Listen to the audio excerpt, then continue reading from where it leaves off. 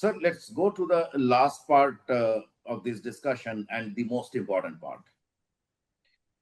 The language of US is distinct. I mean, we haven't seen this in diplomacy. Probably, I don't know, you may be knowing the history, but it is like you don't see a large power, a super hyperpower is talking in these terms, giving such naive arguments about that laundromat thing. They said it's Modi's war, Ukraine war is Modi's war. All it seems that they are trying to please their domestic audience, and the focus is on this rhetorics rather than more on content. And there are two sides of it. One is you are damaging the relationship altogether by such words. And second is that whether they are pleasing their domestic audience and the country, insofar as today's projections are concerned, the economy is not going to do great. There will be inflationary pressure, growth will be low. So how do you look at this American strategy? Well, I wish there was a strategy and people were able to understand. Basically, if you come to think of it, you see, when the ignorant become arrogant, then it becomes a very, very difficult situation for international discourse. How to react to that becomes, and especially when you are a powerful person or a country, it becomes increasingly difficult. I mean, you can imagine calling India Modi's war or whatever it is nonsense that comes out of Peter Navarro and company. I mean, I simply, I mean, we have seen, I mean, they had the Nixon, as you know, when he had a talk with Mrs. Gandhi and what he called her. So we have seen it. I mean, they have been like that. They have been trying to exert their power, but India has never given in and will not give in. Even this time And also in that is fact, they once again hyphenated India and Pakistan through the latest well, appointment of envoy. this is precisely what they are trying to do, because see, this is they try to play the chess game, but they forget that the chess game started in India. So I think that this is something they have to now. India is coming out of its historical, as the Prime Minister has put it, the hesitations.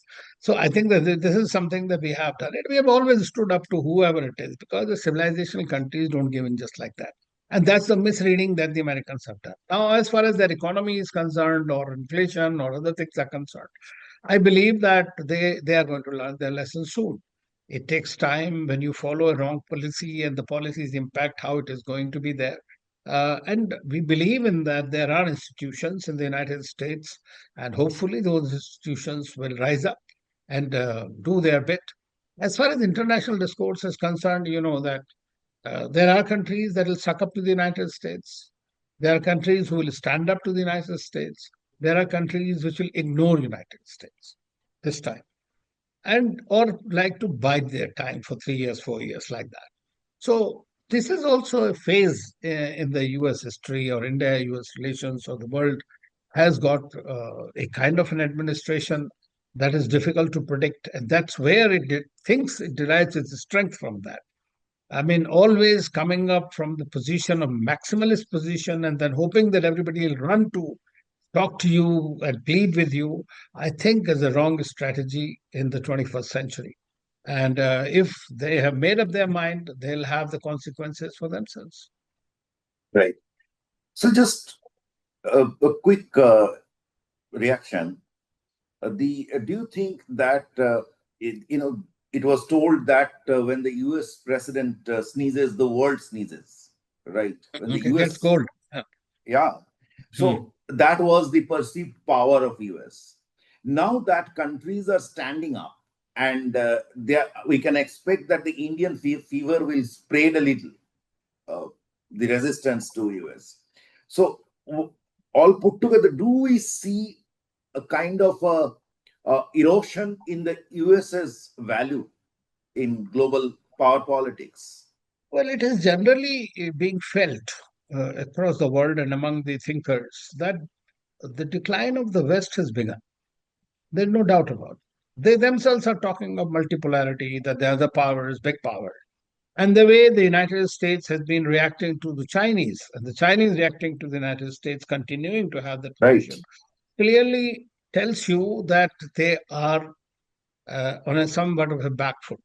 So it is kind of a preservation strategy that they are trying to do that. Okay, we have been number one, we continue number one. How do we do that?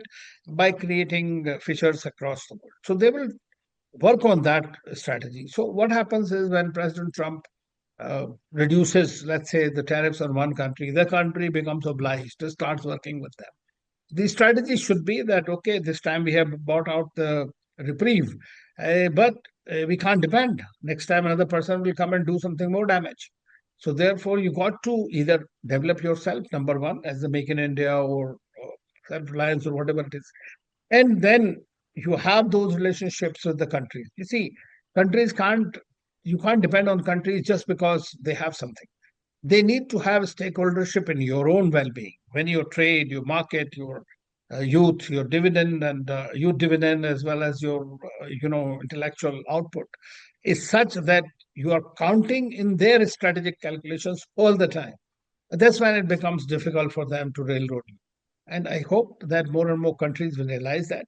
But definitely, this would be some kind of a, I would say, trigger going forward for a further polarization of the world. Okay. Okay. Uh, it's hilarious, but would you like to comment on this story that has been floating around about Mr. Trump tried to call Mr. Modi 4 times and the Indian Prime Minister did not pick up the phone? Well, personally, I don't know anything about it, frankly, to comment. But at the same time, in What a a tough situation, question for a seasoned yeah, diplomat.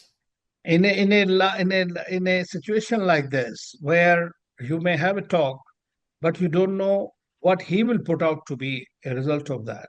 So it's quite uncertain. So I think even if there was a call or a talk, it would not have yielded any significant result, rather would have created unnecessary complications. Because It's, he can write anything that I told this and that. Because if it is, you have a woolly headed mindset, then sometimes you don't know what will be the outcome of that. So it's better kept out. We are a big democracy and big country with a great resilience, and we'll get over it. yeah, we had one major, the Sindur fiasco. So